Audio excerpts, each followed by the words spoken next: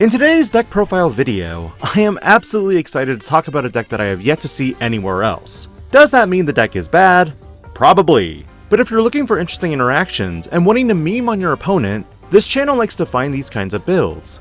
Briefly, if you enjoy my content, do consider liking this video, subscribing to the channel, and hitting that notification bell for more future content. I'm currently running a sale on my merch for the channel, link in this video's description. If you're interested, definitely check it out. Otherwise, on to the main highlights of today's video. Mother de-Reaper was first introduced in EX2, a level-less Digimon that has 15,000 DP, and an all-turns effect where this Digimon can't attack and isn't affected by your opponent's effects. In other words, one giant immune body. While this Digimon has a slew of other effects, this is predominantly all we want Mother de-Reaper for. Because when it comes to combining this in other decks, we have to understand the history of why Mother de-Reaper is so broken.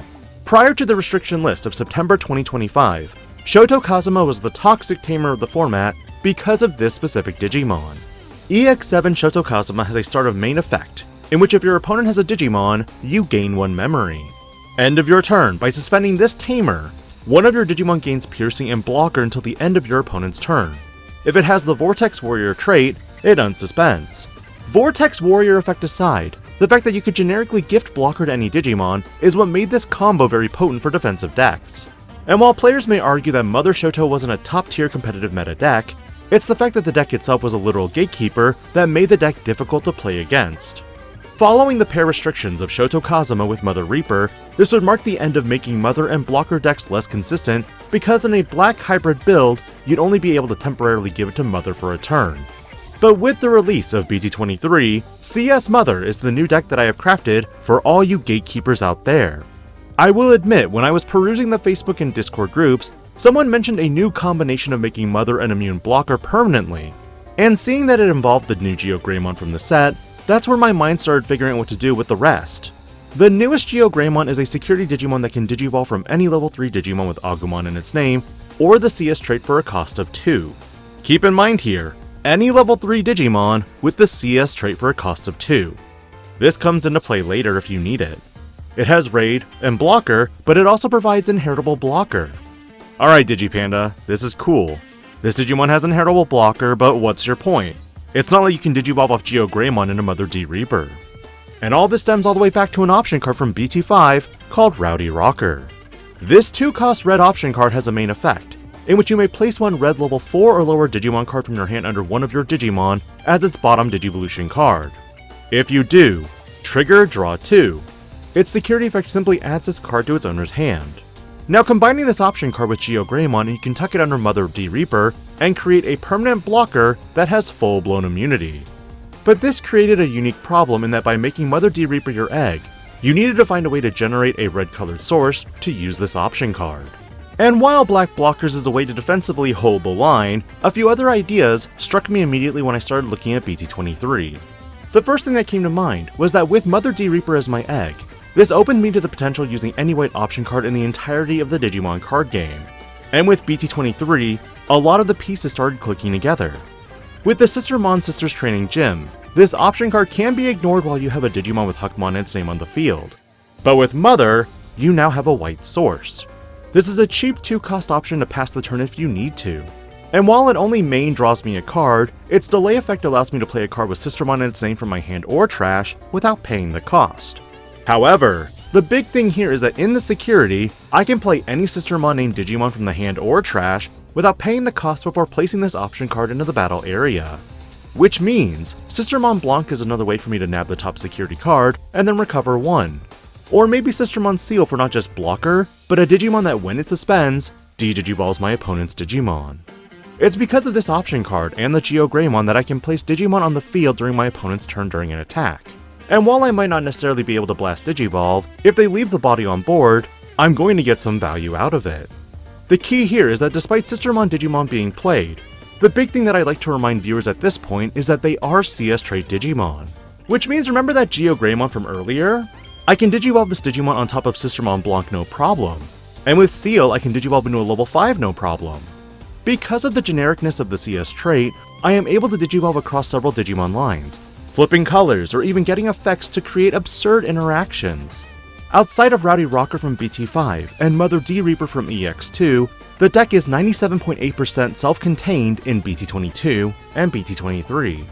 Before going into the deck profile, the combos are important to understand. For your mulligans on this one, you run so many cards that either draw or replace, that ideally, the only card that you really want in your hand is Rowdy Rocker. Opening with this and Geogreymon, and largely at this point, you're just hunting for a red source to stick on the board. Which is why if you are going first, Rowdy Rocker, Geogreymon, and Yuko Kamashiro would be a snap keep. But if you have none of these pieces, my suggestion is to have a few pieces that can draw you cards. Sistermon Sister's Training Gym, Sistermon Blanc, and Mirai Mikagura are fantastic pieces to start your game plan. Your most ideal turn 1 play is hatch Mother D Reaper, and play Mirai Mikagura for 3 memory to trash a card with the CS trait before drawing 2.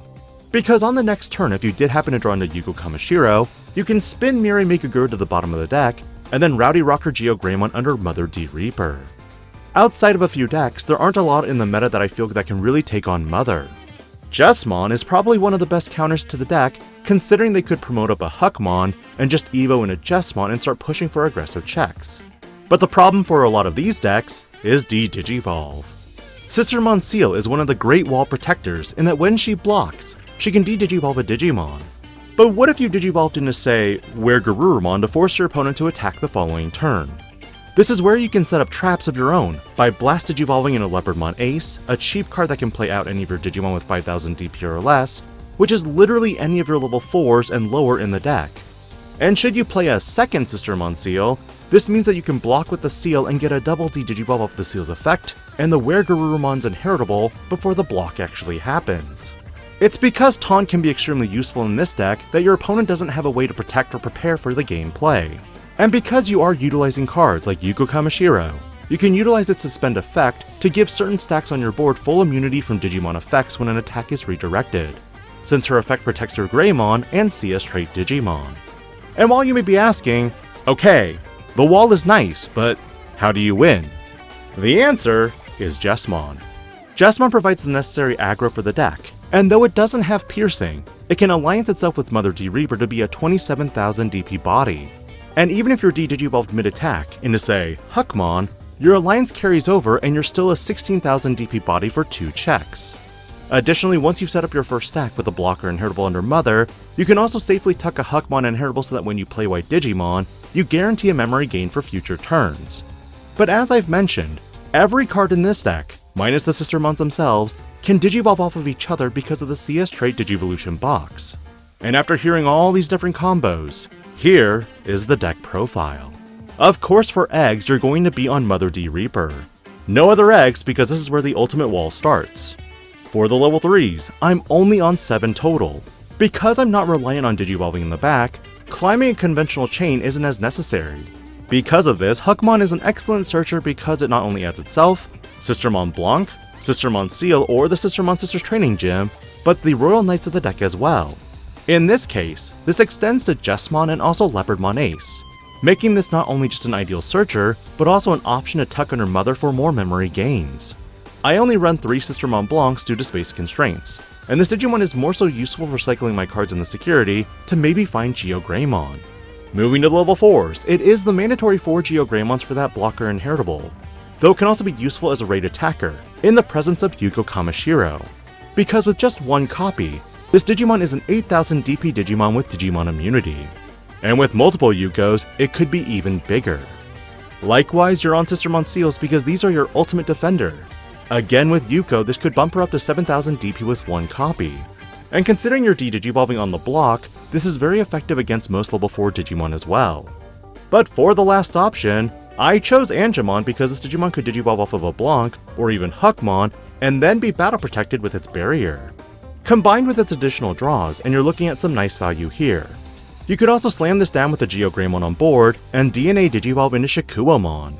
Other alternatives I considered in this lineup were the Ankylomons, because it is another blocker and blocker inheritable Digimon.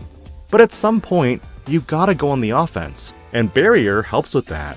Because we aren't on any of the CS rookies that can de-digivolve the stack, a majority of the ones from BT22 are out. And most of the ones from BT23 assist with Alliance, which just isn't important to me here. For the level 5s, I had rizegreymon at a higher number of copies because it is a red source. However, because we have other ways to play out tamers, effectively this was more so for extra security checks with jesmon for a triple breaker. Instead, we leaned more on the defensive options with Shikuamon and Geogreymon. Shikuamon is a Digimon that can DNA digivolve from a yellow and black or blue Digimon for a cost of 0. When it's digivolved into, you taunt one of your opponent's Digimon to attack at the start of main. But if you DNA digivolve, you also get a de-digivolve 1. One unique thing about this card is that like all the other Digimon, it can digivolve from a CS trait Digimon for a cost of 3. And because of this, its all turns effect is a game changer when it comes to creating walls. When this Digimon would leave play, you may play one level 4 or lower yellow, black, or CS trait Digimon from the stack without paying the cost.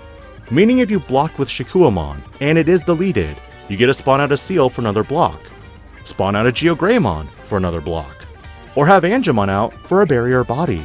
The float into more blocks is what makes this card honestly impressive to me, but the reason why it's not at 4 is because Geogreymon offers its own specialty as well.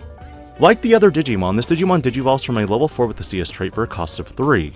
It has blocker and an on-play and when digivolving effect, where if you have a tamer with the CS trait, give one of your opponent's Digimon start of main, this Digimon attacks until their turn ends. But what makes this card more deadly is that with Leopardmon Ace, you can play out a Sistermon seal to then block with the seal and do a double de-digivolve. Geogreymon inheritable is very disruptive, assuming your stack isn't lost. But outside of these level 5s, I didn't see anything that really defensively fit my vision. Edamon was a possibility, but we just don't run enough level 3s to make it worthwhile. To that end, your level 6s are Jesmon for its awesome offensive power and ability to also create another token that can reboot and block. Leopardmon Ace assists with creating extra blockers, though its ability for subsequent turns is mainly giving you the freedoms to choose which bodies will be deleted for memory gain. Craniumon was an amusing consideration, but because we aren't a traditional stack deck or can maintain memory easily, Craniumon is too slow in my mind to get out, though its protection is definitely nice. There's no level 7s in the build, though you could run Omnimon or if you're feeling extra spicy, Examon, but the partitions for these would be lacking. And for option cards, you're on 4 Rowdy Rockers to try and find them as quickly as possible, and one of your best opener option cards, the Sistermon Sisters Training Gym. As for tamers, you're on of course the 4 copies of Yuko Kamashiro for that red source, and additional DP buffs when attack target changes. Multiple copies of these mean that you can protect multiple Digimon from Digimon effects on your opponent's turn. And combined with Arata Sonata, you don't even need to suspend for a block. Arata is a great memory fixer as well because it can ship your opponent's Digimon into non-mothers if they're somehow able to raid into her. And with Mirai Mikagura, this allows you to spin into any of your CS related tamers, with that single copy of Tai Kamiya for generic DP and card draw. Could you opt not to run this? You could, and simply run 4 Mirai Mikaguras. Largely, this deck was a very fun one to test out, and while it might not be competitive, it definitely felt like a gatekeeper in my mind. Because once you set up that first mother blocker, the rest of the game is spent with your opponent trying to see who builds wider and better. What are your thoughts on CS Mother? Is it a version you'll consider playing? Will Geogreymon also join the choice restrictions with Mother D Reaper? And lastly, was the design choice of making an overarching theme of CS a mistake? Let me know your thoughts on this deck profile, because I've been heavily testing some other CS decks that might blow you away. This Digi-Panda, logging out.